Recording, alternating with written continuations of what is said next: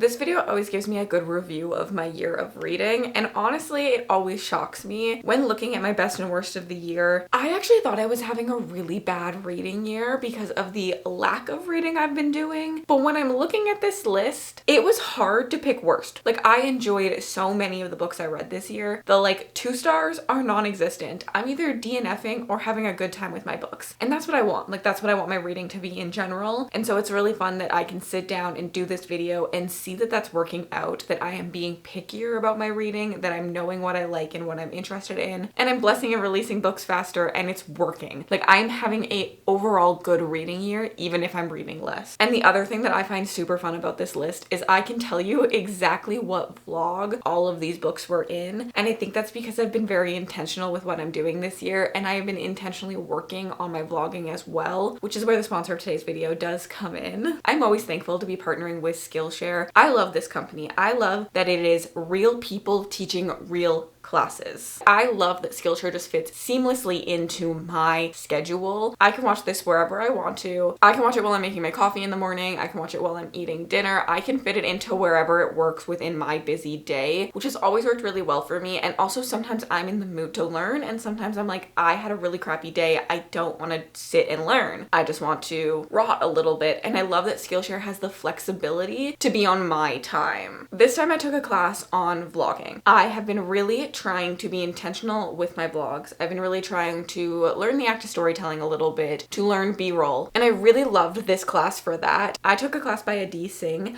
a cinematic vlogging masterclass, make YouTube videos feel like films. I love that he told us about kind of having a concept for your video before starting. You can't just improvise everything. You kind of have to have a thought thread if you are trying to do storytelling aspects, and it has really helped me with my B-roll specifically, being like, okay, I want to tell the change of time. So my coffee in the morning and then a walk downstairs to do something. Like, being very intentional with my B-roll has really been very good for me, and just knowing what the overall story of my vlogs are. And yes, it's kind of different because we're booktubers and I'm reviewing books, but there's still a storytelling aspect of every video creation ever, and that's why I love YouTube. And there's literally truly a class on Skillshare for everyone. There are so many classes about video editing, video creating. There's classes on coloring, crocheting, writing, drawing, whatever you want it to be. You can find it on Skillshare. You can do it on your own time, from your own house, with quality industry people that are real teaching you these skills. And so with that, the first 500 people to click the link in my description or scan the QR code will receive a 1-month free trial of Skillshare.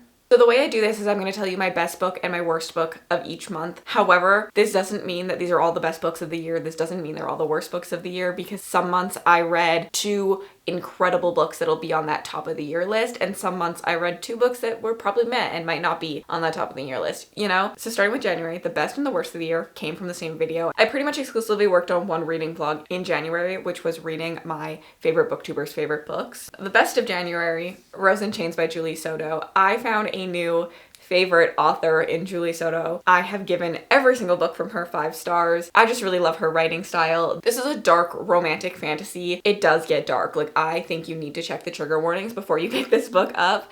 This follows a society where there's 2 types of magic users. There's the mind magic users and there's the heart magic users, and they disagree about some core values, but they do have a treaty that kind of keeps them in place from fighting. And what this treaty does is their next generation has to go to school together, and they have to switch off years in each of each other's lands with their new generation. So their new generation kind of becomes friends and has history and stuff. However, this year, the heart menders decide to take over. They essentially pull a coup, and they're not great. They're really, really not great. And so we're following our main character, who is a mind wielder, as she struggles because essentially the mind wielders are taken in as slaves and prisoners, and there's a lot of bad things done to them. And we have to watch her escape, essentially, and hopefully earn her kingdom back, because she is the heir to the throne. This was so good. There's romance in this. There's yearning in this. I love this. I just think that this was incredible. The way that the romance is written really worked for me. There's flashback scenes scenes to when they were in school together, and then there's present day scenes. There's a lot of history, a lot of backstory you get, a lot of character development, and I cannot wait for the next development in this series. Now, the worst of my month was Smoke and Scar. I just think that this one fell flat for me. I really didn't like the male in this. I really didn't like the depth of the story. I just didn't think it went deep enough for me. I feel like it was very surface level. I did, however, like that it kind of spun some traditional romantic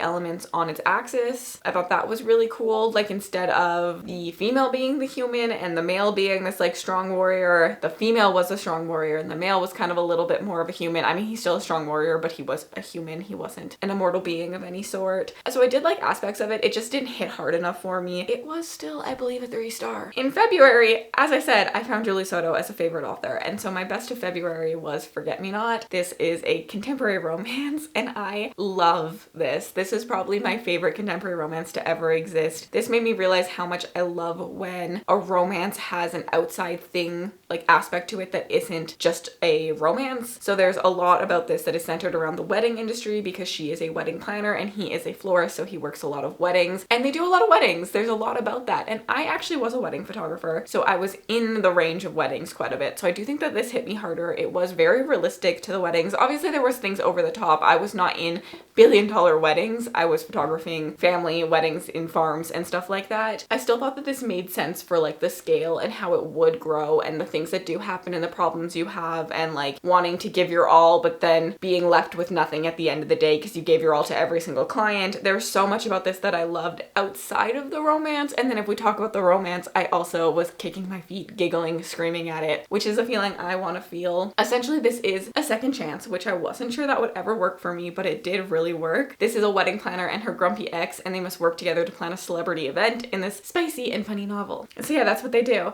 They have a lot of history. There were also flashbacks in this one, and there was an intriguing element because you know they dated in the past and you're getting the flashbacks of that, and you're like, what happened to break them up, because they seem so perfect. So I really, really, really loved this one. My worst of February was Finlay Donovan is Killing It, another book that I just gave 3 stars. I think that I went into this with probably wrong expectations. I was expecting this like really over the top, blow me out of the water story because this has so much hype to it, and really this just felt like any slightly funny mystery thriller to me. I didn't think that there was that much unique about it. It really reminded me of the show Good Girls on Netflix that I really liked, but I think I like this type of story a little bit better in visual format than written format. I also think that there was a lot of talk about being a mom in this that would have been very, very relatable, especially being a mom going through divorce, that if you have experienced some of that, you would actually really enjoy this. I just found that I couldn't connect very much to this character, and I am someone who likes to connect to my characters. I will say that I have learned that about myself, that I want to see elements of myself or elements of people I know within the characters I read. I really want to be able to understand them, and sometimes when our lives are just so different, it's harder for me to like be as immersed. Not that I can't understand them, I guess, because I can understand people who have different life experiences than me, but I just like don't connect as deeply to a character because like I don't share those experiences, and I do think shared experiences are very valuable in making connections. So yeah, I just like didn't love this one. I really don't remember that much about it, if I'm being honest anymore. In March, I honestly couldn't pick a favorite. There's 2 that really stuck out to me, so we will continue with the Julie Soto love. And one was Not Another Love Song by Julie Soto. This is the sequel to Forget Me Not. However, they're independent romances. You do see characters crossover, but there's no reason you have to read them in any order, in my opinion. This one follows 2 musicians who are battling kind of for a top spot, and they end up kind of falling in love because they're very passionate and they have this whole music prodigyness that they are bonding over, and it was really, really good. I love, again, how Julie Soto just has so much more to her romance than just romance. There was a lot about the music industry, a lot about being a child prodigy in this, a lot about celebrity and stuff like that, that I ate up on top of a stunning, stunning, stunning romance. The other favorite I had this month was Half City by Kate Golden. This was so much fun. This is about a demon hunter who doesn't realize that there's a school for demon hunters, and when she does, she ends up enrolling in it because it turns out her dad actually went to this school, and so why didn't she know about it? But her dad actually was murdered in front of her when she was younger, and she doesn't really know why, and there's kind of like a mystery about why he was murdered. So she's trying to figure out that mystery, so she thinks there might be more answers at the school academy. So she goes to the school academy, she makes a really big, great group of friends. They're like a Scooby Gang-esque group of friends. And then there's students going missing and stuff, so they have another mystery to solve. And on top of that, she's falling for the hot demon professor at the school. And I just really thought this was a lot of fun. It gives Buffy meets Winx Club for me. There's like the school academy, even like Zodiac Academy is a good comp for it, with like a lot of friends and a lot of stuff happening at the school. But then there is this demon slaying aspect to it. It kind of reminds me of the Hellmouth season of Buffy specifically, because they're in a specific city that gets a lot of demons and stuff. So I really, really enjoyed this one this year. And then my least favorite book this month was Silver Nitrate by Silvia Moreno Garcia. I read this one because Nick picked it for me in a video, which was a lot of fun. And this was something that I would have put off for a long time because I kind of had a feeling I wasn't gonna love this story. This is very historical. It's a historical horror. I got it in a book box, so I have a special edition of it. And it was the first pick, so it was something I didn't really get to pick because you can't skip your first pick in a book box. You always have to get it, and then you can skip afterwards, and then you have limited skips or whatever, but you cannot skip the first one ever. I think this was just too historical and not horror enough for me. I did like a lot of the representation in this. I thought it was very good, and I liked the film aspect because essentially in this they're looking at this old film that might be cursed, and there's a bunch of lore and mythology around that. But I just kept waiting for like the horror elements, and horror is so subjective, and that's always an issue. Is something like this that's such a slow burn with like not a lot of like jumpy horror, I guess. It just didn't keep me on my feet the way I want horror to make me feel. I want to be tense. I want to either be like scared for the character or just feeling this like cocoon of like, oh my god, what's gonna happen next? And I just didn't get that. I didn't hate this story. I liked a lot of elements of it. I just don't think it gave me what I wanted when I went into this with the expectations of a horror story. In April, my best book of the month was City of Heavenly Fire by Cassandra Clare. I have been on a Cassandra Clare journey reading her for the first time, and Cassandra Clare knows how to do an ending. I felt devastated at the end of this, but also incredibly satisfied with how everything wrapped up. I just knew that she had written characters that were going to stick with me forever, a story that was going to stick with me forever. This was so incredible and wrapped up an entirely incredible series with so many well plotted things. And I think that is something I really appreciate about her endings as well, is it does wrap up a lot because she plots so freaking well. Like if you went back to book one after reading the entire series, you're gonna see the Easter eggs, the foundations for everything. And it is very, very fulfilling in my opinion. So I really, really appreciate her as a writer, which was something that would have shocked me because I've written her off for so many years and I have no idea why, but I have. And so now I have a new favorite author as well, probably in Cassandra Clare, and I loved this one. My worst of the month was House of Idol, which was a short horror novella I had read because I actually have read previously from this author. I have loved something from Delilah S. Dawson, and I have not really liked something from Delilah S. Dawson, and this was my least favorite. I felt like this was too short. It didn't really give me a lot of what I wanted. She normally has really, really good commentary, and I felt like a lot of that was missing from this one. It's like a cult story about wanting to be a rock star and stuff like that. I really don't remember a lot from this book anymore, to be honest, because it was so short. I read it in a 48-hour readathon. I read it in Pageathon, I believe, and it just didn't stick with me the way that like Bloom has stuck with me. Even Guillotine has stuck with me a lot, but this one I just didn't really enjoy, so it was kind of in one ear out the other. I don't know what I wanted, but it just wasn't this, I guess. In May, I read not just the best book of the month, but I also read the top contender for best book of the year, which is Beneath by Ariel Sullivan. I love this book so much. I think that this is an incredible dystopian story. It's set pretty early on in a dystopian, which I thought was very unique. Typically, we're seeing after a while the crumble of a dystopian plot line. This one is set probably like a couple months after nuclear fallout has happened, and so humanity is living in underground bunkers, but the underground bunkers are already kind of failing us. They do not have enough resources to sustain this many humans and things like that. So there are squads that are sent up to the Earth, the like top, to see if the Earth is habitable again, if there's extra resources we can get, things like that. But it's really dangerous up there and people keep dying. So insert Tristan Hayes, who is a squad leader, and he decides he really wants a medic on his team. So insert our main character, who is a medic, and she's really good at her job. However, she has a lot of trauma. She's lost a lot of people. She really doesn't want to care about people again. And in order to be part of the squad, she does have to care about people again. So she is resisting it, but Tristan is not going to say no. He insert this really beautiful story about found family, about trauma, about grief, about overcoming your self-doubts, and insert the most yearning man you could ever read about. Tristan is the man that we all should date. You know, when we read romantasy and we're like, oh my god, these are red flags and they're toxic, but like I like them in books, but I would never like actually date this man because he's a little too possessive. He's got some red flags, but it's okay because it's fictional, you know? Tristan is a green flag in real life. And I do think we need a little bit more men like that in our stories. I love a toxic man in my stories, 100%, but I also love a green flag. And I think that this one has it all. After just loving Cassandra Clare, this one hurts a little bit to say, the worst of the month in May was Clockwork Prince. I was very let down by this series. Everyone told me The Infernal Devices was going to be the best Cassandra Clare. It's not for me.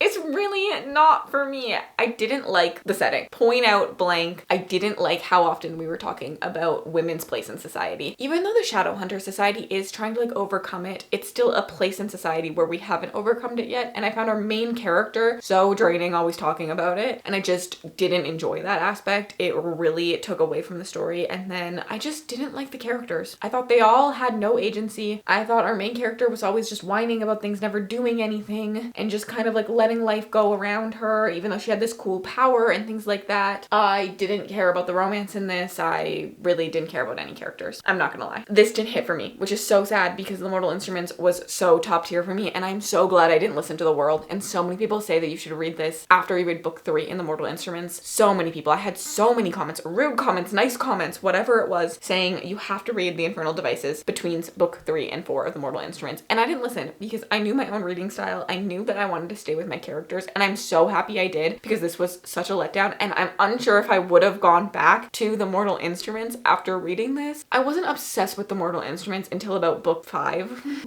I think the second set, actually, 4, 5, 6, really hooked me, and I think if I'd read 1, 2, 3 and then 1, 2, 3, I don't know if I would have gone back, and now I'm hooked for life and continuing on, and I can't wait to get to Lady Midnight. But this was my worst book of that month. In June, my best book was The Anatomy of Magic. This was a 4-star read for me. I really enjoyed this. Alexis L. Menard has written one of my all-time favorite romances of literally all time. I don't know why I said all time so many times there, but I just had to emphasize that. The House of Bane and Blood duology, I think it's incredible. I actually preferred the world building in this story, but I prefer the romance in the House of Bane and Blood duology, so I think depending what you want to get out of it, that makes sense. I thought the way that the Dai were introduced into this world and how they worked were so unique. I thought that it was really cool that there's vampires. Kind of. They're based on vampire lore, but they don't drink blood to survive. They drink it to get magic, which I thought was really interesting. I thought the whole setting was cool with like riverboats, canals, and all of this other stuff. I just thought it was very unique in its concept of like world building. The romance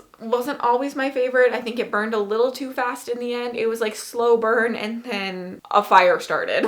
There was no like candle being lit to then light the fire, you know? It was just the whole house exploded in fire. But I did still really like this. I'm excited to continue. I believe it's a duology. Can't wait to get my hands on it. Gave this 4 stars. Really enjoyed it. My worst of June was Kissed by the Gods. This was a 3.5. I plan on continuing on in this. This was no way and shape a bad book. I actually really enjoyed this in the end. I struggled with the beginning quite a bit, but I loved the plot in this so much. The romance, not it for me. The romance I think could get better. I'm hoping that once we announce they're in love to each other, it will just get better. But I just think that they're feeling like they have no chemistry. It feels really fated to be together at this point. They don't really spend that much time with each other and stuff like that, that I didn't really get the perception that they were like so in love, but then they were so in love. But I loved the world building this again, this society of men that have magic, and then all of a sudden there's this female who has magic and a female has never had magic, and she has to be tested a bunch of times because they're like, what the heck, a girl? Honestly, all the conversations of a woman in a man's world and what she has to do and how she can prove herself even though she's just as good as them, but they still look down on her and all of that. And I did like the found family aspects in this. I liked the flying horse. There was so much I enjoyed about this, but it was my worst book of June. I'm very excited to see what the latter half has in store for me. It's gonna be an exciting year, I think. I'm excited to see what that top 10 looks like at the end of the year. Last year, I think I did a top 18, and I'm hoping that's how I feel again this year. There's just too many good books that I can't narrow it down. And I think we are on track for that quite a bit. I see my reading being so much slower, but quality over quantity, 100%. I would like to read a little bit more. It is my full-time job. 3 books a month is not enough in my opinion, but I do enjoy being slower for sure and slowing it down a little bit. Let me know what your best and worst of the year were so far, or what your top contenders are currently. And if you'd like to leave me an emoji just to say you were here, leave me a clock emoji. And if you want to continue hanging out with me, I will leave my latest vlog on the screen for you to check out. And I hope you have an absolutely remarkable day.